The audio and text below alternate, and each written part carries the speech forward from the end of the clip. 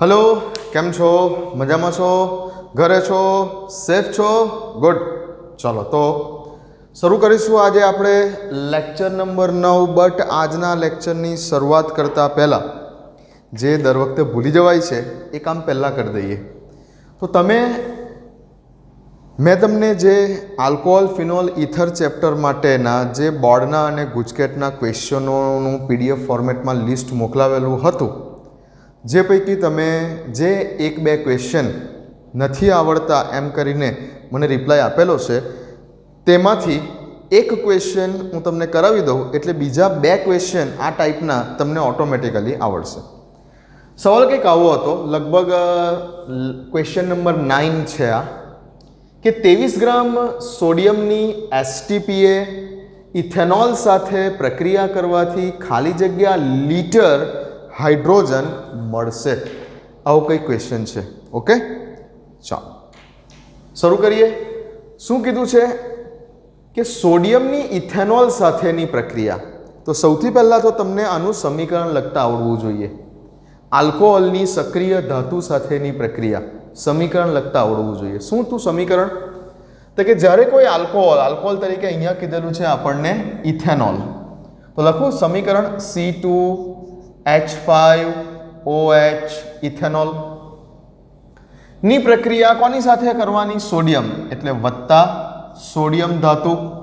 तो खबर छे आपणने कि ज्यारे कोई आल्कोहोल कोई सक्रिय धातु जेवी के सोडियम छे, मैग्नेशियम छे, एल्युमिनियम छे साथे प्रक्रिया करे तो सामे निपज तरीके धातुनो आल्कोक्साइड बने અને આ રીતે મળતો ધાતુનો આલ્કોક્સાઇડ શોર્ટ ક્વેશ્ચન હતો કે આ રીતે મળતો ધાતુનો આલ્કોક્સાઇડ એ NaOH સોડિયમ હાઇડ્રોક્સાઇડ કરતાં પણ વધારે પ્રબળ બેઝ હોય છે। ઓકે તો હવે સમીકરણને સંતુલિત કરીએ। આ જગ્યા ઉપરથી મારે O અને H વચ્ચેનો બંધ તોડવાનો છે। હાઇડ્રોજન એકલો તો છૂટો નહીં પડે, દ્વિપરમાણુય છે। અહીંયા આગળ 2 લખવા પડશે, અહીંયા 2 મોલ સોડિયમ વાપરવી પડશે। निपज बनसे 2 मोल C2H5O અને Na। आ Na अहींया ने अहींयाथी H गयो तो प्लस H2 वायु स्वरूपमां दूर थशे। आवुं समीकरण हतुं। अहींया जे बने छे तेने धातुनो आल्कोक्साइड कहेवाय। बीजा शब्दोमां बोलूं तो सोडियम इथोक्साइड एक्जेक्ट एनुं नाम आवुं थशे। चलो तो आ समीकरण थयुं। हवे समीकरणमां मारे हवे शीखवाडवानी छे तत्वयोगमिति तमने कि जे 11मा धोरणना पहला चेप्टरनी मेथड हती तत्वयोगमिति। पर्टिक्युलरली आना आटला मोल छे तो सामे केटला मोल, आना आटला ग्राम छे तो सामे मळती निपजना केटला ग्राम अथवा केटलुं कद वगैरे वगैरे। हवे अहींया जुओ तमे कि तमे केटला मोल सोडियमना लीधा प्रक्रिया करवा माटे तो कि 2 मोल सोडियमना लीधा। जो 2 मोल सोडियमना लीधा तो सामे तमने हाइड्रोजनना केटला मोल मळे छे? 1 मोल हाइड्रोजन मळे छे। H2 आगळ कशुं लख्युं नथी एटले एक समजवानुं। ओके 2 मोल आ प्रक्रियानी तत्वयोगमिति, आ प्रक्रियानी स्टोकियोमेट्री, आ प्रक्रियानी तत्वयोगमिति आपणने एवुं बतावे छे कि जो प्रक्रिया दरमियान तमे 2 मोल सोडियमना वापरो छो एनी सामे तमने हाइड्रोजनना 1 मोल मळे छे। ओके हवे 2 मोल सोडियम एटले मारे आज वस्तुने ग्राम में बोलवी होय तो 2 मोल सोडियम एटले केटला ग्राम सोडियम? सोडियमनो अणुभार केटलो? Molar mass केटलो सोडियमनुं? 23 बराबर। मोल बराबर वजनना छेदमां अणुभार। हवे 2 मोल छे एटले 1 मोल होय तो 23 ग्राम, तो 2 मोल होय तो केटला? 46 ग्राम। तो 2 मोलनी जग्या पर अहींया हूँ बतावी शकું છું तमने कि केटला ग्राम तो कि 2 मोल एटले ज 46 ग्राम जेटलो सोडियम। 2 मोल सोडियम एटले 46 ग्राम सोडियम। 46 ग्राम सोडियम वापरीए छे तो 1 मोल जेटलो हाइड्रोजन मळे छे। 46 ग्राम सोडियमनी सामे 1 मोल जेटलो हाइड्रोजन मळे छे। ओके तो एवुं कीधुं छे कि 23 ग्राम सोडियमनी सामे केटला लीटर? ए लीटरनी वात पछी करीए, पहला तो मोल पर ज कॉन्सन्ट्रेट करो ने। જો 46 ગ્રામ સોડિયમ હોય તો 1 મોલ હાઇડ્રોજન મળે. તો હવે બનાવું 23 ગ્રામ સોડિયમ હોય તો કેટલા મોલ મળતે હાઇડ્રોજનના? તો 46 એ 1 મોલ તો 23 એ કેટલા મોલ? તો શું આન્સર આવતે અહીંયા? અડધો મોલ. અડધો મોલ H2 મળે. જો અહીંયા કદાચ એવું પૂછ્યું હોતે કેટલા મોલ H2 મળતે તો અડધો મોલ H2 મળતે. અડધો મોલ એટલે શું લખી દઉં? ચલો અડધો 1/2 જ રાખો ને, કઈ પ્રોબ્લેમ. અડધો મોલ H2 મળે. ઓકે, પતી ગઈ વાત. જો મોલ પૂછ્યું હોતે તો કદાચ અહીંયા એવું બી પૂછી શકે છે કેટલા ગ્રામ H2 મળે. મોલ બરાબર વજનના છેદમાં અણુભાર. કેટલા ગ્રામ H2 મળે તો એ આન્સર પણ આવી શકે છે. પણ અહીંયા એવું પૂછ્યું કેટલો લીટર H2 મળે. STPA શબ્દ આપેલો છે, STPA. તો હવે પાછું ધોરણ 11માં કોઈ પણ વાયુ માટે STP સ્ટાન્ડર્ડ ટેમ્પરેચર એન્ડ પ્રેશરની વાત કરીએ તો કોઈ પણ વાયુ માટે ના 1 મોલનું કદ બરાબર કેટલું? 22.4 લીટર. આવું વાત 11મા ધોરણમાં થઈ ગઈ, પહેલા ચેપ્ટરમાં જ. STPA 1 મોલનું કદ 22.4 લીટર. એવોગેડ્રોનો નિયમ. STPA 1 મોલ કોઈ પણ વાયુનું, કોઈ પણ વાયુ હોય, હાઇડ્રોજન વાયુ હોય, કાર્બન ડાયોક્સાઇડ વાયુ હોય, ઓક્સિજન વાયુ હોય, સ્ટાન્ડર્ડ ટેમ્પરેચર એન્ડ પ્રેશરે તેના 1 મોલનું કદ 22.4 લીટર જેટલું હોય છે. તો જો 1 મોલનું કદ 22.4 લીટર જેટલું હોય છે તો આપણને તો કેટલો મોલ મળે છે H2 આ તત્વયોગ મિતિ પરથી? અડધો મોલ. તો જો 1 મોલનું કદ 22.4 લીટર હોય તો અડધા મોલનું કદ કેટલા લીટર હોય? 22.4 ગુણ્યા 1/2 એટલે 11.2 આન્સર આવશે. 11.2 લીટર આન્સર આવશે અહીંયા. 11.2 લીટર. પતી ગઈ વાત. ઓકે, ક્લિયર છે? તો આ ટાઈપના બીજા 2 ક્વેશ્ચન છે, જાતે કરવાની ટ્રાય કરજો. હવે બની શકે કે બીજા ક્વેશ્ચનમાં અહીંયા સોડિયમની જગ્યાએ મેગ્નેશિયમ ધાતુ કીધી હોય તો તમારે પહેલાં આલ્કોહોલની મેગ્નેશિયમ સાથેની પ્રક્રિયાનું સમીકરણ લખવાનું અને આ રીતે તત્વયોગ મિતિની ગણતરી કરવાની. તો આ ક્વેશ્ચન હતો જે તમારા ગુજરાત બોર્ડ અને ગુજકેટના ક્વેશ્ચન પેપર્સ તમને મોકલાવેલા છે આલ્કોહોલ ફિનોલ ઇથર ચેપ્ટર માટેના, તેમાં રહેલો. બીજો આ ટાઈપના ક્વેશ્ચન છે એ તમે જાતે ટ્રાય કરજો. ક્લિયર? વિડીયો સ્ક્રીનશોટ લઈ લો અથવા વિડીયો પોઝ કરીને લખી લો. ચલો, વાત પૈતી, આગળ જઈએ. ગુડ. બીજું તમને કાલે એક હોમવર્ક આપેલું, ગઈકાલે તમને એક હોમવર્ક આપેલું જેમાં મેં તમને એસિડના દ્રાવણમાં, કોઈ પણ એસિડ, હાઇડ્રોક્લોરિક એસિડ, ચાલો, એસિડના દ્રાવણમાં લોખંડની ખીલી પડી જાય અથવા એસિડના દ્રાવણમાં સોનાની વીંટી પડી જાય, બરાબર, આ 2 વાત કરેલી, તો શું અસર થશે કે શું થશે, અવલોકન શું જોવા મળશે વગેરે વગેરે એવું કંઈક ક્વેશ્ચન તમને કહેવાનો, જવાબ આપવાનું કીધેલું. ઘણા બધાએ પ્રયત્ન કરી છે but up to mark answer નથી, જેવો જોઈએ તેવો આન્સર નથી. તો સમજો બરાબર. ઓકે, પહેલાં તો હું વાત કરું ગોલ્ડ, ઓરમ. જો ઓરમ, હા, ઘણા બધા એજી લખે છે. ગોલ્ડનું નામ છે ઓરમ, તેનો સિમ્બોલ છે AU, AU ગોલ્ડ. સિલ્વર એટલે AG કહેવાય, AG સિલ્વર. અહીંયા મેં તમને ગોલ્ડ કીધેલું છે. ગોલ્ડ માટેના તમને લાસ્ટ ટાઈમ જે EMF સિરીઝ લખાવેલી છે, EMF સિરીઝ ઇલેક્ટ્રોમોટિવ ફોર્સ શ્રેણી, જેમાં મેં તમને કદાચ મૂલ્ય આપેલું છે આ ગોલ્ડનું. ગોલ્ડ માટેના E0 રિડક્શન પોટેન્શિયલનું મૂલ્ય 1.40 વોલ્ટ છે. હવે જ્યારે આપણે કોઈ એસિડની વાત કરતા હોય એટલે એસિડની એસિડિકતા કોને આભારી છે? H+ ને, એટલે હાઇડ્રોજન. તેના માટેના પ્રમાણિત રિડક્શન પોટેન્શિયલનું મૂલ્ય 0 વોલ્ટ છે. હા, અને બીજી વાત કરેલી છે મેં તમને, પૂછેલું છે લોખંડની ખીલી એટલે કે આયન, Fe. તો Feના રિડક્શન પોટેન્શિયલનું મૂલ્ય કંઈક -0.44 વોલ્ટ છે. ચાલો, હવે પહેલો ક્વેશ્ચન કે ભાઈ લોખંડની ખીલી એસિડના દ્રાવણમાં પડી જાય તો શું થાય? તો હવે તમારે ચેક કરવાનું છે એસિડ માટેનો રિડક્શન પોટેન્શિયલ અને Fe માટેનો રિડક્શન પોટેન્શિયલ.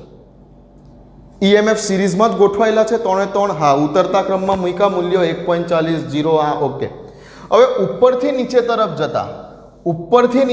જતા શું છે? EMF સિરીઝમાં મૂકેલા મૂલ્યમાં ઉપરથી નીચે તરફ જતા શું થાય? તો કે ઓક્સિડેશન પ્રક્રિયા અનુભવવાની વૃત્તિ, ઓક્સિડેશન પ્રક્રિયા અનુભવવાની વૃત્તિ, અથવા બોલો ઇલેક્ટ્રોન મુક્ત કરવાની વૃત્તિ. ઓકે, અથવા બોલો શું બોલો? અથવા તો કે ભાઈ રિડક્શન કર્તા તરીકેની પ્રબળતા ઉપરથી નીચે તરફ જતા વધે છે. આવું સેન્ટેન્સ EMF શ્રેણીમાં મેં તમને લખાવેલું છે. તો મારે વાત કરવી છે અત્યારે એસિડ અને Fe લોખંડ વિશે. તો બેમાંથી ઉપરથી નીચે તરફ જતા Fe નીચે આવે છે અને એસિડ ઉપર આવે છે. આટલું ક્લિયર? ઇન શોર્ટ, Fe નો રિડક્શન પોટેન્શિયલ એસિડના રિડક્શન પોટેન્શિયલ કરતાં ઓછો છે. તો હવે એસિડ અને લોખંડની ખીલી બે પૈકી કોની ઓક્સિડેશન પ્રક્રિયા અનુભવવાની વૃત્તિ વધારે છે? તો કે Feની. આ બે જો એકબીજાના કોન્ટેક્ટમાં હશે, આ દ્રાવણમાં, આ એસિડનું દ્રાવણ છે, આ એસિડના દ્રાવણમાં જો લોખંડની ખીલી એકબીજાના કોન્ટેક્ટમાં હશે, આ લોખંડની ખીલી એકબીજાના કોન્ટેક્ટમાં હશે, તો કોનું ઓક્સિડેશન થશે? તો કે જેની ઓક્સિડેશન પ્રક્રિયા અનુભવવાની વૃત્તિ વધારે હશે. કોની ઓક્સિડેશન પ્રક્રિયા અનુભવવાની વૃત્તિ વધારે છે? તો કે Feની. કેમ? તો કે Fe નો રિડક્શન પોટેન્શિયલ એસિડના રિડક્શન પોટેન્શિયલ કરતાં ઓછો છે. માટે રિડક્શન પોટેન્શિયલ ઓછો છે, માટે આની એ રિડક્શન કરતા તરીકેની પ્રબળતા આની વધારે. બટ રિડક્શન કરતા તરીકેની પ્રબળતા વધારે તો એનો જ અર્થ શું થયો કે આનું શું થતું હશે? ઓક્સિડેશન. તો આની એટલે કે Fe એટલે કે લોખંડની ખીલીની ઓક્સિડેશન પ્રક્રિયા અનુભવવાની વૃત્તિ વધારે છે. એટલે શું થશે? તો કે Fe નું ઓક્સિડેશન થશે અને Fe+2 આયનો દ્રાવણમાં જશે, સાથે સાથે 2 ઇલેક્ટ્રોન છૂટા પડશે. આ લોખંડની ખીલીમાંથી Fe+2 આયનો દ્રાવણમાં આવતા રહેશે, એસિડના દ્રાવણમાં આવતા રહેશે. બીજા શબ્દોમાં કહું તો લોખંડનું ઓક્સિડેશન થવાને કારણે એસિડના દ્રાવણમાં આ લોખંડની ખીલી ધીમે ધીમે ઓગળતી જશે. આખી રાત મૂકી રાખશો એસિડમાં, બીજા દિવસે ગાયબ થઈ જશે, દેખાય જ નહીં. ઓક્સિડેશન થશે અને લોખંડની ખીલી ઓગળી જશે. કેમ? તો કે રીઝન એવું છે કે લોખંડ માટેનો E0 reduction potential of Fe is less than E0 reduction potential of H+, acid અથવા તો એસિડ. કારણ એક જ છે, બસ આ એનું રીઝન. લોખંડનો રિડક્શન પોટેન્શિયલ એસિડના રિડક્શન પોટેન્શિયલ કરતાં ઓછો છે, જેને કારણે લોખંડનું શું થવાનું છે? ઓક્સિડેશન. અને લોખંડની ખીલી ઓક્સિડેશન થવાને કારણે એસિડના દ્રાવણમાં ઓગળી જશે. પતી ગઈ વાત. ક્લિયર? આ એનો જવાબ. બીજું એવું પૂછવું છે આ જ રીતે કે ભાઈ સોનાની વીંટી એસિડમાં પડી જાય તો શું થશે? તો હવે બોલો કોનો રિડક્શન પોટેન્શિયલ વધારે છે? એસિડનો કે ગોલ્ડનો? તો કે ગોલ્ડનો રિડક્શન પોટેન્શિયલ એસિડના રિડક્શન પોટેન્શિયલ કરતાં વધારે છે. ગોલ્ડનો રિડક્શન પોટેન્શિયલ એસિડના રિડક્શન પોટેન્શિયલ કરતાં વધારે છે. એટલે જો ગોલ્ડની વીંટી એસિડના દ્રાવણમાં પડી જશે તો આ એસિડનું દ્રાવણ પેલી ગોલ્ડની વીંટીનું ઓક્સિડેશન કરી શકે નહીં. એટલે કે અહીં ગોલ્ડની વીંટીને કોઈ અસર થશે નહીં. કેમ? એનો જવાબ એક જ છે. એનો જવાબ પણ તમારે આવી રીતે લખવાનો છે કે E0 reduction of gold is greater than E0 reduction of acid. એટલે જ્યારે સોનાની વીંટી જ્યારે એસિડમાં પડી જશે ત્યારે ગોલ્ડનો રિડક્શન પોટેન્શિયલ તો એકચ્યુઅલી એસિડના રિડક્શન પોટેન્શિયલ કરતાં વધારે છે. તો આ જગ્યા ઉપર આ ગોલ્ડની વીટીનું ઓક્સિડેશન થઈ શકશે નહીં, કેમ કે ઉપરથી નીચે તરફ જઈએ તેમ ઓક્સિડેશન પ્રક્રિયા અનુભવવાની વૃત્તિ વધારે.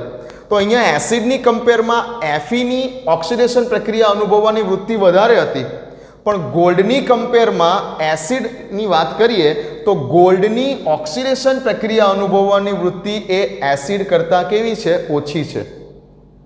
એટલે અહીં ગોલ્ડનું ઓક્સિડેશન થશે નહીં, એટલે સોનાની વીટી એમની એમ રહેશે અને કોઈ અસર થશે નહીં. જવાબ એટલો જ છે કે ગોલ્ડની વીટીને કોઈ અસર થશે નહીં, કારણ કે ગોલ્ડનો રિડક્શન પોટેન્શિયલ એસિડના રિડક્શન પોટેન્શિયલ કરતાં વધારે છે.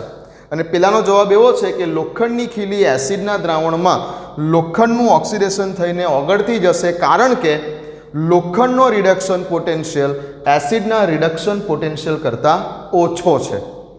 મળી ગયા જવાબ બંનેના? તો લોજિકલી ક્વેશ્ચનને સમજવાની ટ્રાય કરો. આવા તો ઘણા ક્વેશ્ચન આવી શકે છે, તમને કંઈ પણ મૂલ્યો આપીને પૂછી શકે છે. ક્લિયર? હવે બસ આટલું આ એક સેન્ટેન્સ યાદ રાખો ને એટલે પતી ગઈ વાત. આપેલા મૂલ્યો જે કંઈ પણ હોય ને તેને ઉતરતા ક્રમમાં ગોઠવી દેવાના અને પછી ઉપરથી નીચે તરફ જતાં શું થાય એના માટે આ સેન્ટેન્સ યાદ રાખો. એ બધા જ સવાલના જવાબ આ જ સેન્ટેન્સોમાં છે. ઓકે, ચાલો તો અહીં પૂરું કરીએ આટલી વાત. ઓકે,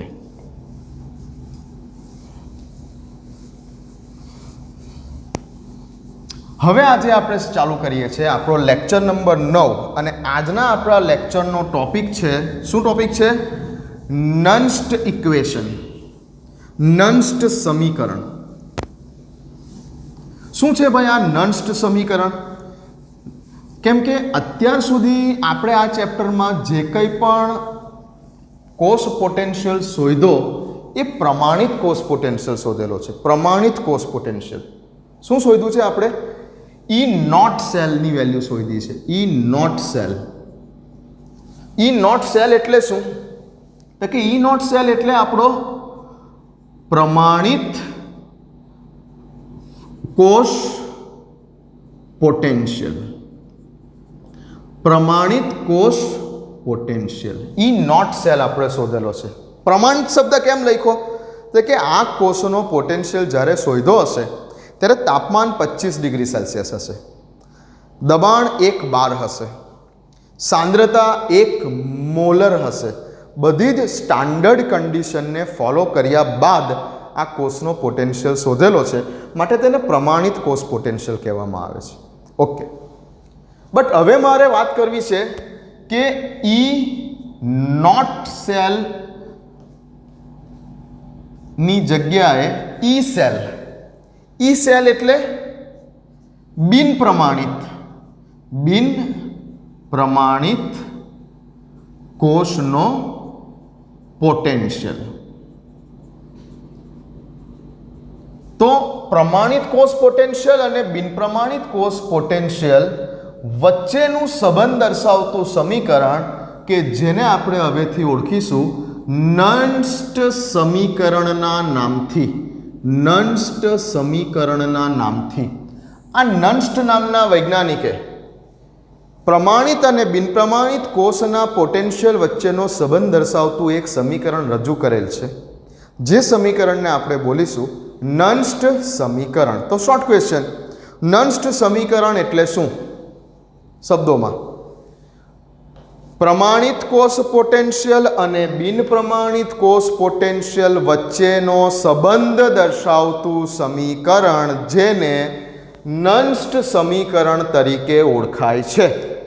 ઓકે, તો પહેલા તો સમીકરણ શું છે? તો નન્સ્ટ સમીકરણ.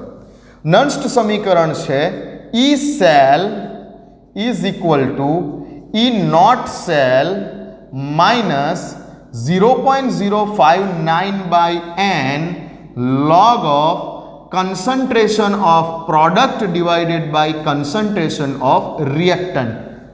નિપજના છેદમાં પ્રક્રિયક, પ્રોડક્ટના છેદમાં રિએક્ટન્ટ. ઓકે, આ છે નન્સ્ટ સમીકરણ. જ્યાં ઈ સેલ શું છે? તો કે બિન પ્રમાણિત કોષનો પોટેન્શિયલ છે. ઈ નોટ સેલ શું છે? તો કે એ જ કોષનો પ્રમાણિત કોષ પોટેન્શિયલ છે. આ n શું છે? તો n છે કોષ પ્રક્રિયા દરમિયાન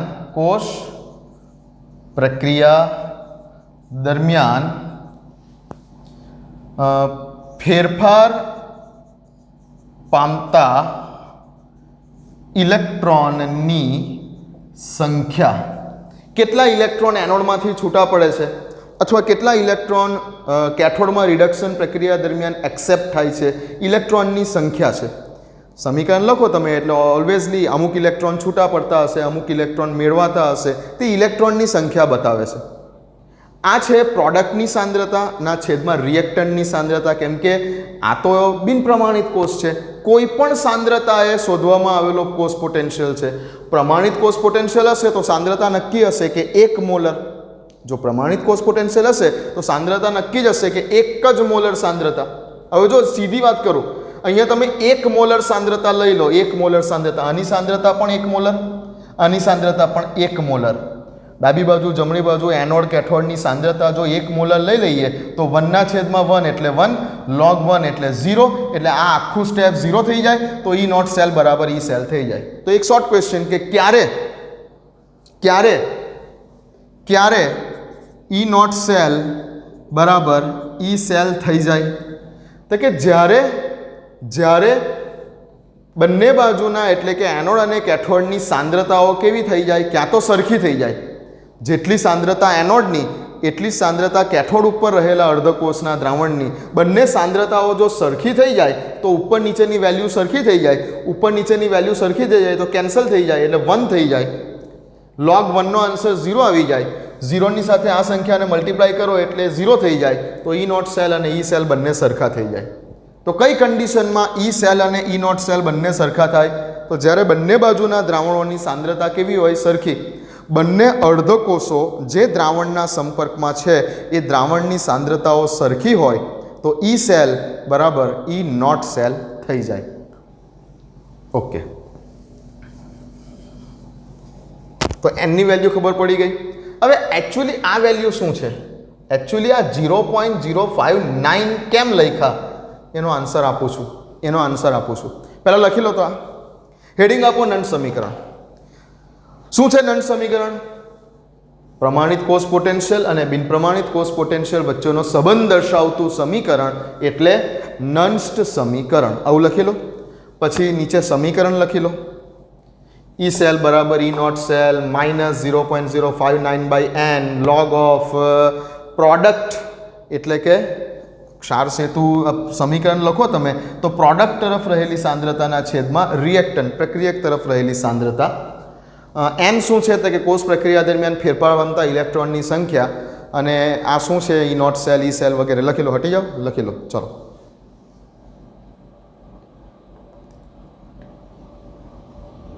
ઓકે. અને આ વેલ્યુ હમણાં આવે જ છે, હું તમને આ સાબિત કરીને આપીશ. 0.059 વેલ્યુ શું છે? તો કે 2.303 RT/F નું સાદું રૂપ છે આ વેલ્યુ. આ વેલ્યુ શું છે હમણાં હું તમને કહું છું, પણ લખી રાખો. 2.303 RT/F નું સાદું રૂપ છે. કેટલીક વાર આ સમીકરણને આવું પણ લખી દેવાય કે E cell is equal to E naught cell minus 2.303 RT/NF log product divided by reactant. તો આટલાનું સાદુરૂપ આપીએ ને, આટલાનું જ્યારે સાદુરૂપ આપીએ ને તો આન્સર આટલો આવે 0.059. એ કહું છું હું તમને. ચાલો લખો આટલું. લખ્યું? ક્લિયર છે? ચાલો હવે શરૂ કરીએ છીએ આપણે નંસ્ટ સમીકરણની તારવણી. કે આ સમીકરણ કઈ રીતે આવ્યું. જરૂરી નથી બુકમાં ડાયરેક્ટ જ આપી દીધેલું છે. આનું કોઈ જે કંઈ પણ સાદુરૂપ છે એ બુકમાં આપેલ નથી. જૂના સિલેબસમાં બુકની અંદર એક શબ્દ એવો હતો કે નંસ્ટ સમીકરણની તારવણી ઉષ્માગતિશાસ્ત્ર. નંસ્ટ સમીકરણની તારવણી કરવા માટે ઉષ્માગતિશાસ્ત્રના સિદ્ધાંતોનો ઉપયોગ કરવામાં આવેલ છે. તો આ પણ એક શોર્ટ ક્વેશ્ચન યાદ રાખો કે નન્સ્ટ સમીકરણની તારવણી કયા સિદ્ધાંતને આધારે કરવામાં આવેલ છે? નન્સ્ટ સમીકરણની તારવણી ઉષ્માગતિશાસ્ત્રના સિદ્ધાંતોને આધારે કરવામાં આવેલી છે. ઓકે, હવે ઉષ્માગતિશાસ્ત્ર ચેપ્ટર જ્યારે 11મા ધોરણમાં શીખતા હતા ત્યારે એક સૂત્ર આવતું હતું, ડેલ્ટા જી પ્રમાણિત મુક્ત ઉર્જા ફેરફાર બોલું તો ડેલ્ટા જી નોટ, અને એમ બોલું તો ખાલી ડેલ્ટા જી. ડેલ્ટા જી શું હતું?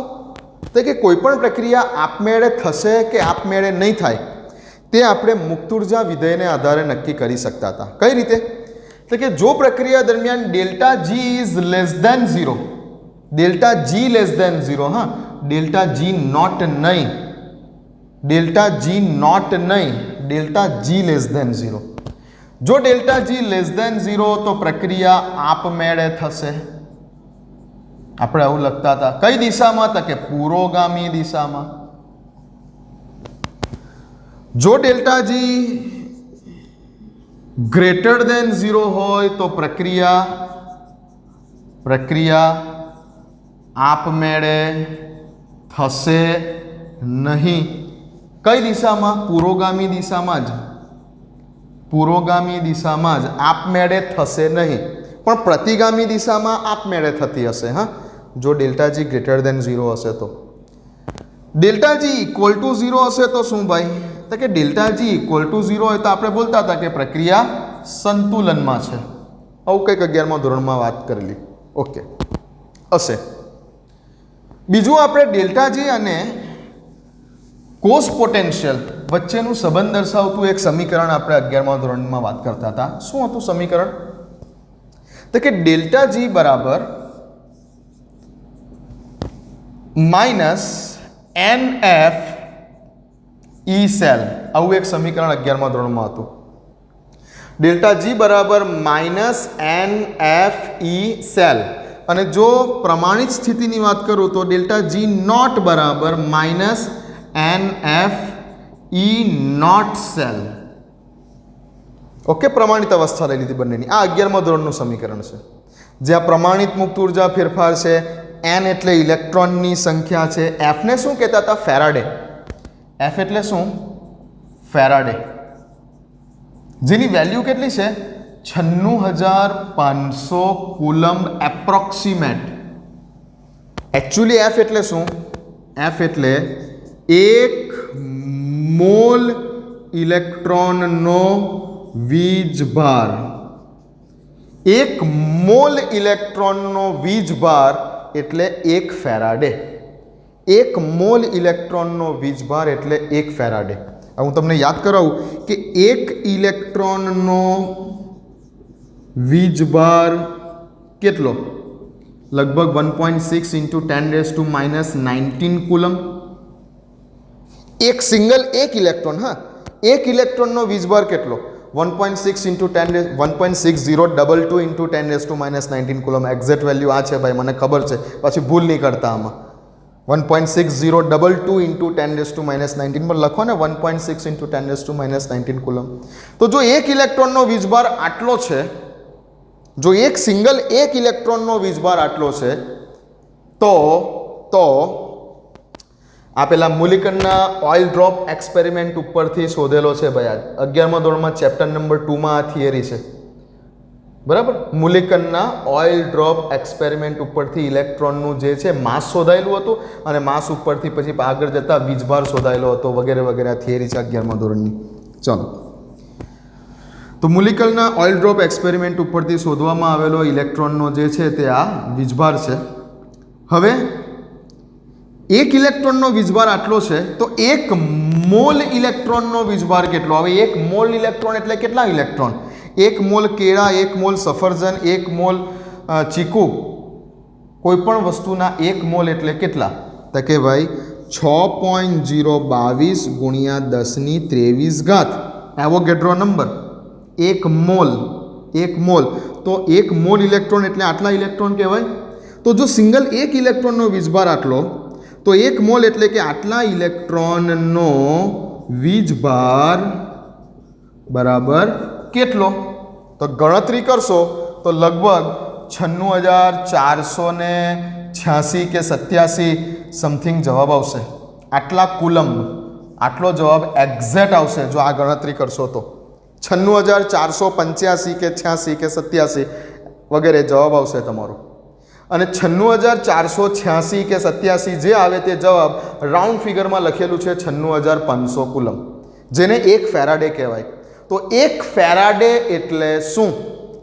1 મોલ ઇલેક્ટ્રોનનો વીજભાર, 1 મોલ ઇલેક્ટ્રોનનો વીજભાર જેને 1 ફેરાડે કહેવાય. 1 ફેરાડે એટલે રાઉન્ડ ફિગરમાં 96,500 કુલમ. આપણે દાખલામાં આ જ યુઝ કરીશું 96,500 કુલમ. બટ જો કોઈ વાર શોર્ટ ક્વેશ્ચનમાં આવી જાય તો એક્ઝેક્ટ વેલ્યુ કંઈક આટલી જોવા મળે છે, 96,486 કે 87. આ ગણતરી કરી લેજો. એક્ઝેક્ટ લાવવું હોય તો અહીંયા બી એક્ઝેક્ટ લો, 1.6022. તો હવે જે આવશે તે એકદમ એક્ઝેક્ટ આન્સર. ઓકે, તો એફ શું છે? એફ એ ફેરાડે બતાવે છે 96,500 coulomb. Okay, E naught cell તો પ્રમાણિત કોષનો પોટેન્શિયલ છે. તો આવા બે સૂત્ર આપણા 11મા ધોરણમાં કંઈક હતા. હવે ધોરણ 11માં એક સૂત્ર છે તમારી પાસે ઉષ્માગતિશાસ્ત્ર ચેપ્ટરમાં. ધોરણ 11માં એક સૂત્ર તમારી પાસે છે. ધોરણ 11ની જો તમારી પાસે બુક હોય, ધોરણ 11ની જો તમારી પાસે બુક હોય તો ધોરણ 11ની બુકમાં હું તમને કહું છું પેજ નંબર, જસ્ટ મિનિટ,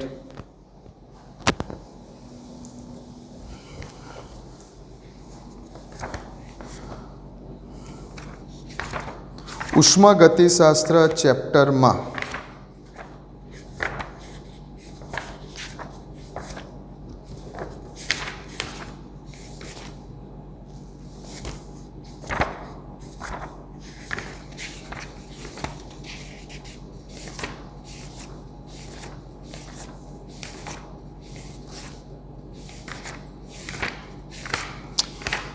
किधर गए?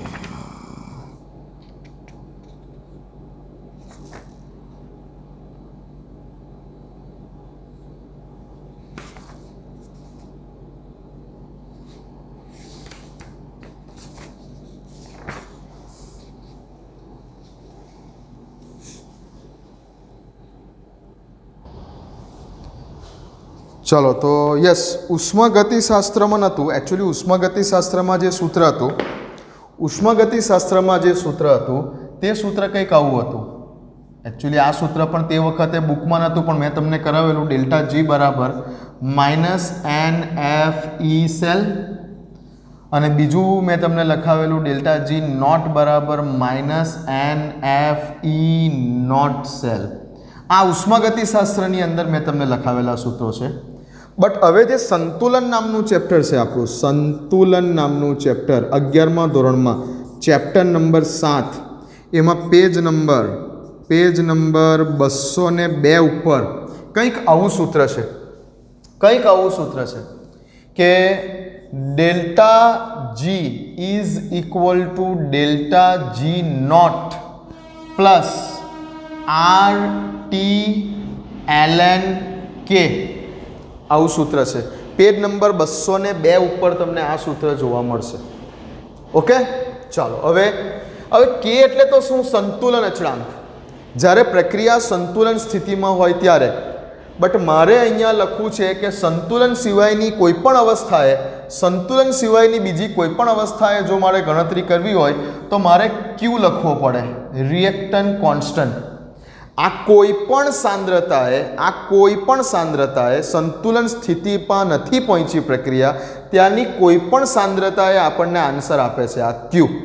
પ્રક્રિયા ભાગફળ જેને કહેતા હતા આપણે 11મા ધોરણમાં, અત્યારે બોલું છું આને રિએક્શન કોન્સ્ટન્ટ.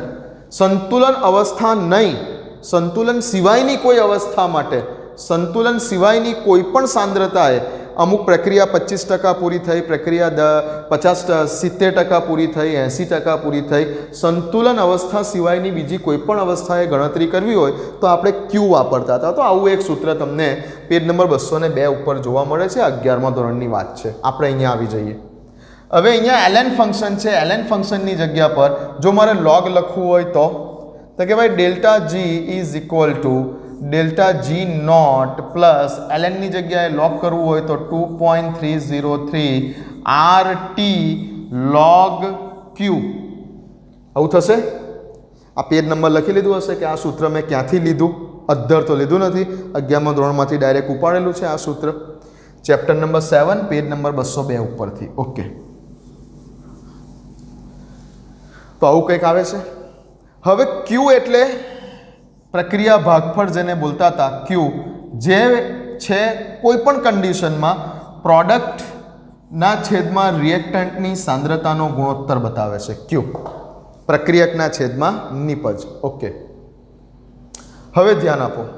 ડેલ્ટા જી એટલે શું છે? Minus NFE cell. Delta G naught એટલે શું છે? Minus NFE naught cell. તો આ બંને કિંમત અહીંયા મૂકી દો અને પેલા ક્યુની કિંમત પણ મૂકી દો તો શું આવશે?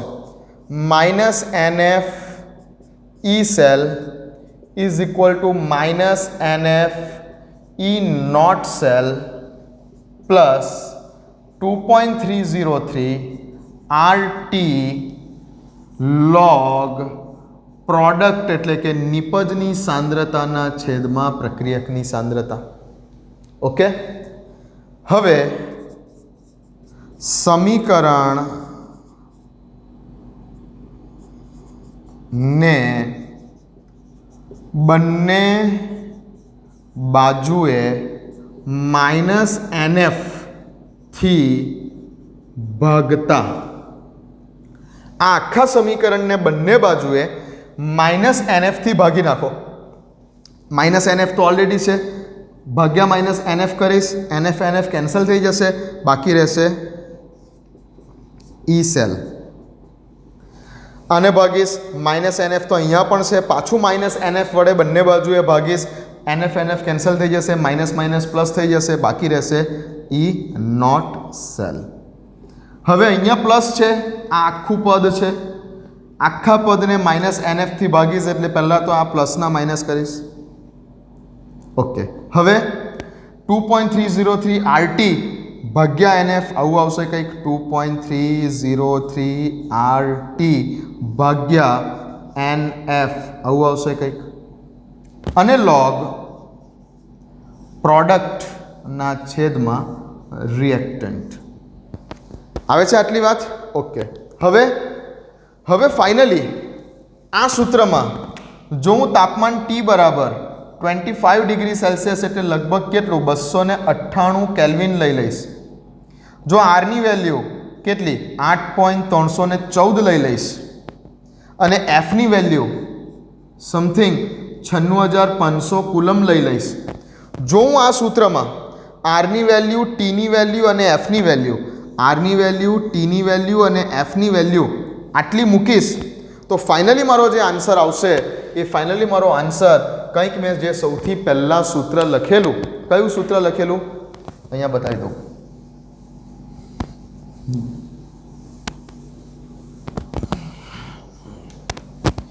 E cell is equal to E not cell minus 0.059 by n log of product ના છેદમાં રિએક્ટન્ટ. આવો આન્સર આવી જશે. જો અહીંયા આરની વેલ્યુ, ટીની વેલ્યુ અને એફની વેલ્યુ મૂકીને ગુણાકાર ભાગાકાર કરીશ તો પેલો આન્સર આવી જશે. આ થયું તમારું નંષ્ટ સમીકરણ કે જે તમારે હવે પછીના દાખલા ગણવા માટે યાદ રાખવાનું છે. એકચ્યુઅલી સૂત્ર આ છે, પણ હવે દર વખતે પેલી ગણતરી કરીને સાદુરૂપથી બચવા માટે આપણે આનું સાદુરૂપ આપીને ફાઇનલી 0.059 બાય n લઈ આવ્યા છે. પણ ધ્યાન રાખજો કે ટેમ્પરેચર દાખલો ગણતી વખતે કેટલું હોવું જોઈએ? 298 કેલ્વિન તાપમાન. તો જ તમે આ સૂત્ર ડાયરેક્ટ લખી શકો છો. અને મોસ્ટ પ્રોબેબલી દાખલામાં આટલું જ ટેમ્પરેચર આપ્યું હશે, એનો વાંધો નથી. પણ કોઈક વાર જ્યારે ટેમ્પરેચર કંઈક અલગ હોય ત્યારે તમારે આ સૂત્રમાં ટીની વેલ્યુ, જે તે આપેલું તાપમાન હોય તે લેવાની. આ સૂત્ર ક્યારે કે જ્યારે તમારું તાપમાન દાખલામાં 298 કેલ્વિન હોય ત્યારે. અને મોસ્ટ પ્રોબેબલી 99% કેસમાં તમારી પાસે આ જ તાપમાન દાખલામાં આપેલું હશે. જો કદાચ નહીં આપેલું હોય તે વખતે આ આખું સૂત્ર પણ યાદ રાખજો, સાદુરૂપ આપ્યા વગરનું. આ એની તારવણી છે જે એકચ્યુઅલી કોઈ કામ નથી, પણ મેં તમને વાત કરેલી જ્યારે 11મા ધોરણની અંદર આ ટોપિક ચાલતો હતો ત્યારે કે હું તમને આગળ જતાં આ સૂત્રનો ઉપયોગ શું છે, 11મા ધોરણમાં જ્યારે તમને આ સૂત્ર આપણે વાત ચાલતી હતી ત્યારે આનો ઉપયોગ શું છે એ ડિટેલમાં 12મા ધોરણમાં નન્સ્ટ સમીકરણ નામની થિયરીમાં આવશે. આવી કંઈક આપણી વાત થયેલી ઉષ્માગતિશાસ્ત્ર ચેપ્ટર વખતે, એટલે મેં તમને અત્યારે બતાવ્યું છે આ. ઓકે, લખી લો લખવું હોય તો, બાકી ડાયરેક્ટ તમે આ સૂત્ર પણ યાદ રાખી શકો છો. કઈ રીતે આવ્યું તેની સમજૂતી છે, લખી લો.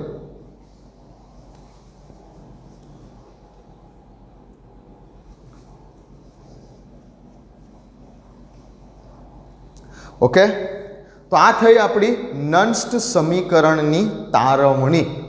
હવે આ નન્સ્ટ સમીકરણ ઉપરથી એકચ્યુઅલી કયા ટાઈપના એક્ઝામ્પલ આવી શકે છે, આ નન્સ્ટ સમીકરણ ઉપરથી એકચ્યુઅલી કયા ટાઈપના એક્ઝામ્પલ પૂછાઈ શકે છે. લોટ્સ ઓફ એક્ઝામ્પલ, આ ચેપ્ટરના જે એક્ઝામ્પલ છે એ આ ચેપ્ટરના એક્ઝામ્પલો પૈકી લોટ્સ ઓફ એક્ઝામ્પલ આ નન્સ્ટ સમીકરણ ઉપર આધારિત છે. લોટ્સ ઓફ એક્ઝામ્પલ નન્સ્ટ સમીકરણ ઉપર એટલે કે આ સમીકરણ ઉપર આધારિત છે. ઓકે, તો એકાદ એક્ઝામ્પલ ગણીએ, બીજા થોડાક એક્ઝામ્પલ નેક્સ્ટ ટાઈમ જોઈશું. લેક્ચર થોડોક લાંબો થવા લાગ્યો છે તો આજે એક એક્ઝામ્પલ કરાવું છું.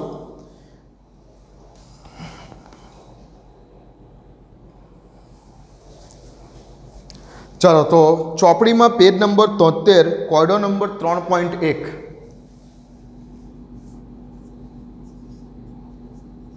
કોયડો 3.1 જુઓ, રકમમાં શું કીધેલું છે? એ કોષ દર્શાવો કે જેમાં નીચે મુજબની પ્રક્રિયા થાય છે. કઈ પ્રક્રિયા થાય છે ભાઈ? પ્રક્રિયા થાય છે Mg plus twice Ag plus gives Mg plus 2 plus twice Ag. Mg solid ફોર્મમાં, ટ્વાઇસ Ag પ્લસ જે સોલ્યુશનમાં છે 0.0001 મોલર તેની કન્સન્ટ્રેશન છે. Mg પ્લસ 2 0.130 મોલર કન્સન્ટ્રેશન છે અને Ag સોલિડ ફોર્મમાં છે. આના માટે તમને સાઈડ ઉપર E નોટ સેલની વેલ્યુ આપી દીધી છે, 3.17 વોલ્ટ છે. અને હવે તમને E સેલની વેલ્યુ શોધવાની કીધી છે. ઓકે, ચાલો, આ તમારો એક્ઝામ્પલ છે. હવે જો એવો કોઈ કોષ આપેલો છે કે જેમાં નીચે મુજબની કંઈક સંપૂર્ણ કોષ પ્રક્રિયાનું સમીકરણ આપેલું છે. આ તમને સંપૂર્ણ કોષ પ્રક્રિયાનું સમીકરણ આપેલું છે. તો પહેલાં તો સ્ટેપ બાય સ્ટેપ જઈએ. તમે આ સમીકરણ ઉપરથી કોષનું સાંકેતિક નિરૂપણ કરી શકો છો. હા, કઈ રીતે? તો કે સમીકરણમાં જુઓ, Mg માંથી બને છે Mg પ્લસ 2, એટલે Mg નું શું થયું? ઓક્સિડેશન. તો શું લખું હું સીધું? પહેલાં તો બે ઊભી લાઈન કરું. હા, ડાબી બાજુએ શું લખાય? એનોડ, જેના પર ઓક્સિડેશન થાય. તો કોનું થયું? તો કે Mg માંથી Mg પ્લસ 2 બન્યું. અને Mg માંથી Mg પ્લસ 2 બન્યું એટલે કે Mg નું ઓક્સિડેશન થઈને Mg પ્લસ 2 આયનો જે દ્રાવણમાં ગયા તેની સાંદ્રતા કેટલી છે? Mg પ્લસ 2ના જે કંઈ પણ દ્રાવણ છે એની સાંદ્રતા 0.130 મોલર. હવે કેથોડ ઉપર શું થયું? તો કે સમીકરણ જુઓ, Ag પ્લસમાંથી Ag એટલે Ag નો ઓક્સિડેશન આંક ઘટ્યો, રિડક્શન થયું. તો શું લખીશ કે ભાઈ Ag પ્લસમાંથી Ag બની રહેલું છે. અહીંયા બેલેન્સ કરવાની જરૂર નથી કે 2Ag અને 2Ag લખવાની જરૂર નથી. આ તો કોષનું સાંકેતિક નિરૂપણ છે. તો Ag પ્લસમાંથી Ag બની રહેલો છે અને Ag પ્લસ જે દ્રાવણમાંથી રિડ્યુસ થઈને Ag માં ફેરવાઈ રહેલો છે એ દ્રાવણની સાંદ્રતા કેટલી છે? 0.0001 મોલર. આટલી સાંદ્રતા છે. આ થયું તમારા કોષનું સાંકેતિક નિરૂપણ પહેલાં તો. હવે કોષમાં થતી પ્રક્રિયાઓના સમીકરણ લખવા જ પડશે. ચોપડીમાં તો બધું અધ્ધર આપેલું છે, તમારે લખવા જ પડશે. તો મારે હવે બે સમીકરણ લખવાના. કયા હતા? કે એનોડ અને કેથોડના. જુઓ, એનોડનું સમીકરણ સીધું કે Mg માંથી Mg+2 બને છે અને +2 બન્યા એટલે 2 ઇલેક્ટ્રોન છૂટા પડ્યા અને કઈ પ્રક્રિયા થઈ? આ ઓક્સિડેશન. કેથોડની પ્રક્રિયાનું સમીકરણ લખીએ. કેથોડની પ્રક્રિયાનું સમીકરણ શું છે? તો કે હવે મારે 2 ઇલેક્ટ્રોન છૂટા પડે છે એટલે મારાથી 1 Ag+ તો નહીં વપરાય, કેમ કે જો 1 Ag+ વાપરું તો એક જ ઇલેક્ટ્રોનમાં કામ પતી જાય. પણ મારે 2 ઇલેક્ટ્રોન, જેટલા ઇલેક્ટ્રોન એનોડમાંથી છૂટા પડે એટલા ઇલેક્ટ્રોન કેથોડ પર વપરાવા જ જોઈએ. તો અહીંયાથી 2 ઇલેક્ટ્રોન છૂટા પડ્યા તો અહીંયા મારે 2 ઇલેક્ટ્રોન જ બેલેન્સ કરવાના છે. અહીંયા 2 ઇલેક્ટ્રોન બેલેન્સ કરવાના છે તો મારે Ag+ 2 વાર જોઈએ. એટલે જ તો અહીંયા 2 વખત Ag+ ઓલરેડી આપેલા હતા કોષ પ્રક્રિયાના સમીકરણમાં. તો સામે શું થશે? તો કે રિડક્શન પ્રક્રિયા થઈને સામે બનશે 2 મોલ Ag. અને પછી તમે હવે સંપૂર્ણ કોષ પ્રક્રિયા લખો તો આ સમીકરણ આવી જાય. આટલી વાત થઈ ગઈ. ઓકે, તો આવું કેમ લખવાની જરૂર પડી? આ કોષ પ્રક્રિયાનું સમીકરણ કેમ લખવાની જરૂર પડી કહું છું અત્યારે. લખી ગયો આટલું લખાઈ ગયું? હા, ચાલો. સંપૂર્ણ કોષ પ્રક્રિયાનું સમીકરણ લખવું હોય તો લખી દઉં. ઉપર તો ઓલરેડી લખેલું જ. ચલો લખી દઉં કે ભાઈ Mg+2Ag+ gives Mg+2 +2Ag. આવી ટેવ પાડો. આ તમારે આ જ સિક્વન્સમાં ચાલવાનું છે. કોઈક વાર કોષનું સાંકેતિક નિરૂપણ આપી દેશે, કોઈક વાર આવી રીતે સંપૂર્ણ કોષ પ્રક્રિયા આપી દેશે, કોઈક વાર ખાલી એનોડ અને કેથોડ આપી દેશે અને તમારે આ ટેવ પાડવાની જ છે. આ સિક્વન્સ જાળવવાની જ છે. ડાયરેક્ટ અધ્ધર દાખલા પણ નથી. દાખલા છે એકદમ ઇઝી, પણ જો આ સિસ્ટમને ફોલો કરશો તો. લખાઈ ગયું આટલું? હા. હવે Mg+2 ની સાંદ્રતા કેટલી છે? 0.130 મોલર. Ag+ ની સાંદ્રતા કેટલી છે? 0.0001 મોલર. ઓકે, હવે આપણે અહીંયા આવી જઈએ. E0 સેલ આપેલો છે અને E સેલ શોધવો છે. પ્રમાણિત કોષ પોટેન્શિયલ આપેલો છે. આનો પ્રમાણિત કોષ પોટેન્શિયલ આપેલો છે, પણ મારે બિનપ્રમાણિત કોષ પોટેન્શિયલ એટલે કે જ્યારે સાંદ્રતા અલગ અલગ છે ભાઈ. આ તો ક્યારની વેલ્યુ છે? E0 સેલ ક્યારની વેલ્યુ છે? જ્યારે આ બંને બાજુના જે આ હાફ સેલ હતા, મેગ્નેશિયમ વાળો હાફ સેલ અને સિલ્વર વાળો હાફ સેલ, જેઓની સાંદ્રતા જ્યારે 1 મોલર હતી, બંને બાજુના દ્રાવણની સાંદ્રતા 1 મોલર અને 1 મોલર હતી, તે દરમિયાનનો પોટેન્શિયલ આટલો છે. પ્રમાણિત કોષ પોટેન્શિયલ આટલો છે. પણ હવે તો સાંદ્રતા અલગ અલગ આપેલી છે. અહીંયા આ પ્રમાણિત સાંદ્રતા નથી, આ બિનપ્રમાણિત સાંદ્રતાઓ છે. સાંદ્રતાઓ અલગ અલગ છે. બંને બાજુની સાંદ્રતા 1 મોલર નથી. આ વેલ્યુ તે દરમિયાનની વેલ્યુ છે કે જ્યારે બંને બાજુના દ્રાવણની સાંદ્રતા એ સ્ટાન્ડર્ડ કોન્સન્ટ્રેશન હતી, પ્રમાણિત સાંદ્રતા હતી, એટલે કે 1 મોલર હતી. તે દરમિયાનની કોષ પોટેન્શિયલની વેલ્યુ છે, પ્રમાણિત કોષ પોટેન્શિયલ છે. હવે અહીંયા તો સાંદ્રતા બદલી કાઢી. અહીંયા કરી નાખી 0.130 અને અહીંયા કરી નાખી 0.0001. એટલે આ તો બિનપ્રમાણિત કોષ થઈ ગયો. અને તે દરમિયાનની સાંદ્રતાની વેલ્યુ જે આપેલી છે તે વખતનો કોષ પોટેન્શિયલ એટલે કે બિનપ્રમાણિત કોષ પોટેન્શિયલ શોધવો છે તો પેલું તમારું સૂત્ર છે. પેલું જે છે તે તમારું સૂત્ર છે. ઓકે, ચાલો. તો આ સૂત્રમાં હવે કિંમત મૂકીશું કે મારે E સેલ શોધવો છે. E સેલ શોધવા માટે E0 સેલની વેલ્યુ આપેલી છે 3.17. કેટલીક વાર આ પણ નહીં આપેલું હોય. હજુ દાખલાને લાંબો કરવો છે તો તમને શું આપી દે? મેગ્નેશિયમ અને સિલ્વર માટેના ઓક્સિડેશન કે રિડક્શન પોટેન્શિયલના મૂલ્યો પ્રમાણિત સ્થિતિમાં આપી દે તો તમારે આ પણ શોધવું પડે કે E0 શેમાંથી? તો કે રાઈટ હેન્ડ સાઈડમાંથી E0, લેફ્ટ હેન્ડ સાઈડ. આ સૂત્ર મૂકી અને તમારે E0 સેલ શોધવો પડે જો આ બેના અર્ધકોષ પોટેન્શિયલના મૂલ્યો આપેલા હોય તો. અહીંયા સારું છે કે આપી દીધેલું છે ડાયરેક્ટ. ઓકે, તો E0 સેલની વેલ્યુ 3.17 માઇનસ 0.059/n એટલે ઇલેક્ટ્રોનની સંખ્યા. જો અહીંયા એનોડ અને કેથોડની પ્રક્રિયાના સમીકરણમાં જુઓ કેટલા ઇલેક્ટ્રોન છૂટા પડે છે? તો કે 2 ઇલેક્ટ્રોન. કેટલા ઇલેક્ટ્રોન કેથોડની પ્રક્રિયામાં એક્સેપ્ટ થાય છે? 2 ઇલેક્ટ્રોન. એટલે કેટલા ઇલેક્ટ્રોનનો ફેરફાર થાય છે? 2 ઇલેક્ટ્રોનનો. તો અહીંયા n બરાબર શું લખવાનું? 2 ઇલેક્ટ્રોન. આ તમે ક્યારે લખી શકો?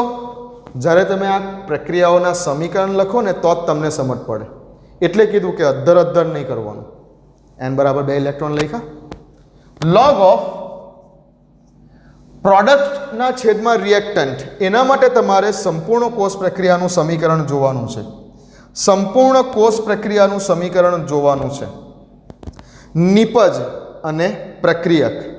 તો નિપજ બાજુ ઓક્સિડેશન થઈને કઈ પ્રોડક્ટ મળી? નિપજ બાજુ ઓક્સિડેશન થવાથી કઈ પ્રોડક્ટ મળેલી છે? Mg+2 ion. પ્રોડક્ટ તરીકે નિપજ બાજુ Mg+2 આયન.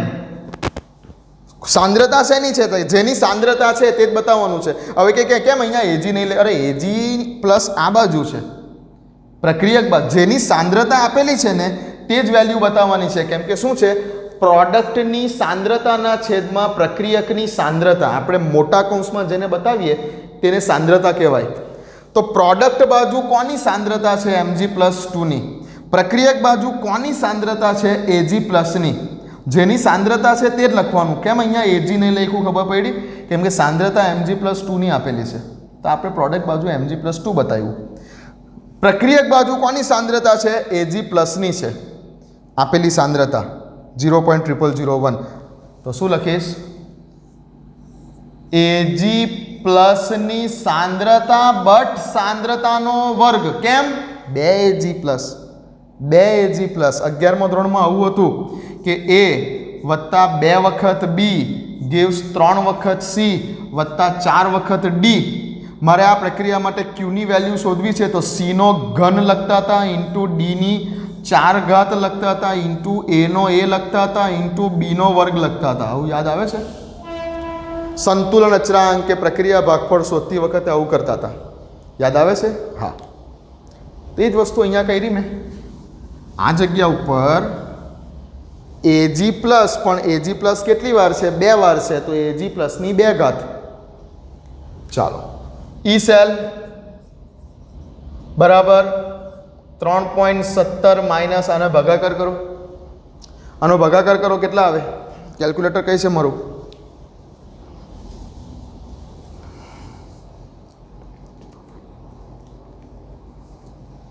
.0295. 0.0295 log of Mg+2ની સાંદ્રતા કેટલી? 0.130. 0.130 છેદમાં Ag+ની સાંદ્રતા 0.0001. 0.0001 નો સ્ક્વેર. ઓકે, ચાલો હવે ઈ સેલની વેલ્યુ તો શોધવાની છે.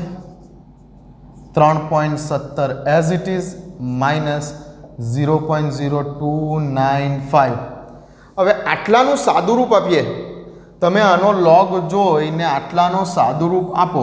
આટલાનું સાદુરૂપ આપો તો શું આન્સર આવશે? આટલાનો લોગ જોઈને આટલાનું તમે સાદુરૂપ આપો, શું આન્સર આવશે? કરો તો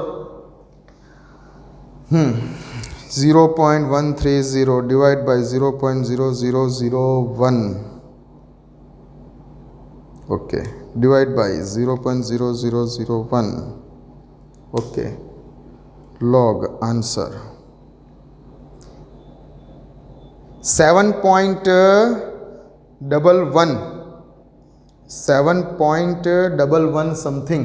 ઓકે, તો આન્સર આવશે આટલાનું સાદુરૂપ આપતા 7.11 into 0.0295.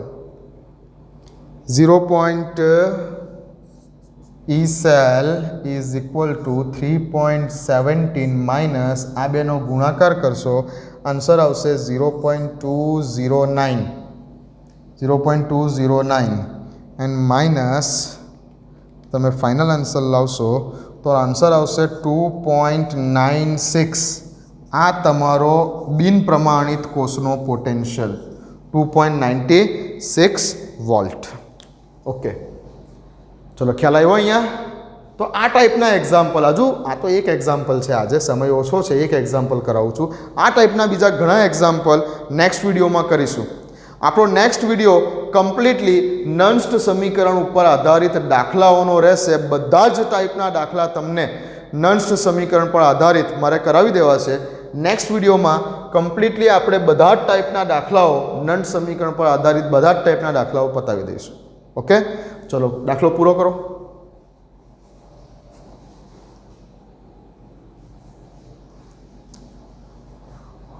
ઓકે, તો સમજી ગયા હશો આજના કે નંસ્ટ સમીકરણ શું છે, તેની તારવણી કઈ રીતે થઈ, નંસ્ટ સમીકરણમાં આવતા પદો એકચ્યુઅલી કઈ કઈ વેલ્યુ દર્શાવે છે, અને આ એક ઉદાહરણનો દાખલો કરાવ્યો છે. નેક્સ્ટ વિડીયોમાં અત્યાર સુધીમાં આવી ગયેલા બધી જ ટાઈપના નંસ્ટ સમીકરણ પર આધારિત ક્વેશ્ચન આપણે કરીશું. ત્યાં સુધી વાંચતા રહો, ઘરે રહો, સેફ રહો, પ્રેક્ટિસ કરતા રહો. કદાચ એમ છે કે હવે મોસ્ટ પ્રોબેબલી 15 ઓક્ટોબરથી એવું કહેવાય છે કે કદાચ ઉચ્ચતર ધોરણોમાં 10, 11, 12 ધોરણોમાં કોચિંગ ક્લાસને છૂટછાટ મળી રહેલી છે. તો જોઈએ આપણે કે આ 15 ઓક્ટોબરથી શું થવા જઈ રહેલું છે. મોસ્ટ પ્રોબેબલી હવે નજીકના સમયમાં એકાદ 2 વીકમાં મેક્સિમમ 2 વીકમાં લગભગ કોચિંગ ક્લાસ સ્ટાર્ટ થઈ જવા જોઈએ. ઓકે, મળીએ.